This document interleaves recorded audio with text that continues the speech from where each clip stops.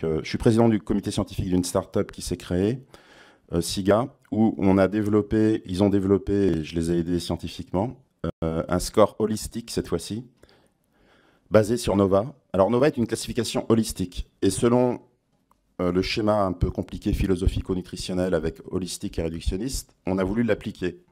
Donc on est parti de NOVA qui est très global et très holistique, qui sont 4 groupes qualitatifs et non quantitatifs, ce que reprochent d'ailleurs beaucoup de gens. Et donc on s'est dit, dans ces 4 groupes, comment être un peu plus réductionniste, donc faire une classification holistico-réductionniste. C'est un peu du jargon.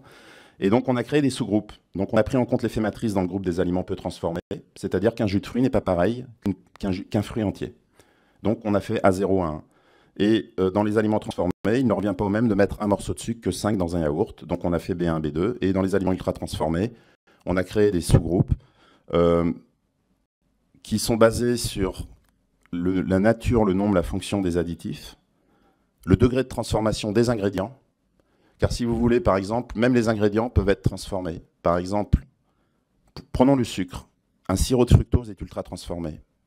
Un sucre de table est transformé et un miel est un sucre peu transformé. Une huile hydrogénée trans est ultra transformée. Une huile raffinée est transformée et une huile vierge première passion à froid est peu transformée. Donc on retrouve aussi le degré de transformation dans les ingrédients ajoutés. Donc c'est en cela que cette classification est holistique. Donc moi ce que je souhaite, c'est qu'il puisse y avoir une information du consommateur assez simple sur le degré de transformation des aliments, mais sans être stigmatisant. Donc c'est là qu'est tout l'enjeu et c'est là que c'est compliqué. C'est qu'il ne faut pas stigmatiser et culpabiliser les gens et avoir l'impression de leur donner des ordres. Donc moi évidemment, je souhaiterais qu'on mette sur... je ne sais pas si c'est comme ça qu'il faut faire, mais probablement que les gens sachent reconnaître un aliment ultra transformé. C'est fondamental. Donc moi, ce que je dis aux gens d'abord, c'est de lire la liste des ingrédients sur les emballages. Et plus la liste est longue et moins vous reconnaissez les noms, moins c'est bon signe. C'est aussi simple que cela. Donc j'encourage les gens à prendre des loupes, des lunettes et de lire les étiquettes. Pour l'instant, dans un premier temps, à la limite, il n'y a même pas besoin de score, il faut juste sensibiliser les gens. Vous lisez les étiquettes, le premier ingrédient est celui qui est présent en plus grande quantité dans l'aliment.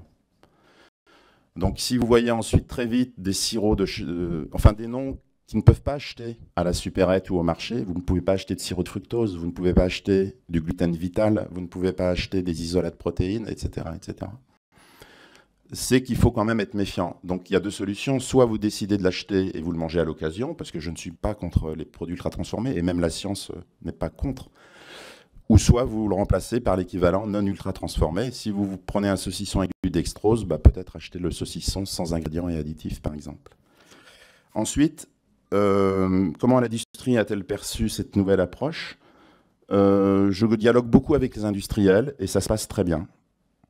Parce que quand on montre des classifications, notamment selon SIGA, ils comprennent vraiment l'esprit et surtout, je pense qu'il les touche, c'est le fait qu'on ait fait un travail scientifique colossal puisqu'on a répertorié plus de 15 000 ingrédients et les 475 additifs européens. Et d'ailleurs, sur ces 475 additifs, 84% sont cosmétiques. Les autres sont des conservateurs et des antioxydants. Donc ils l'aperçoivent plutôt bien. Après, vous savez, les industriels, ils tâtent le terrain, ils sont curieux, ils se renseignent. Après, je ne sais pas ce qu'ils veulent faire derrière. Mais en tout cas, le but, c'est un peu de les accompagner, de faire moins transformer. C'est quand même ça le but. Par palier, par étape. Parce que si vous voulez, si vous leur demandez de passer de ultra à peu transformé, c'est l'usine qu'il faut remplacer. Donc, si on ne fait pas des étapes, ça ne marchera pas.